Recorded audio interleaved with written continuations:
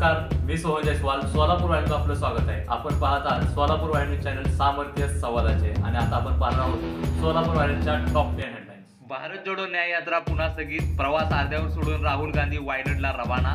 पुढील 100 दिवस बूथ यंत्रावर काम करा. नरेंद्र मोदी यांच्या राष्ट्रीय अधिवेशनात भाजप कार्यकर्त्यांना आव्हान.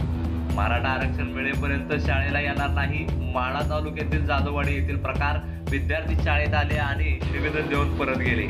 संपूर्ण फलटण तालुका आलोकाच खाली आणणाऱ्या खासदार रणजितसिंह यांच्या पाठीशी खंबीरपणे उभे राहा. प्रल्हादराव साळुंखे पाटील यांचे वक्तव्य.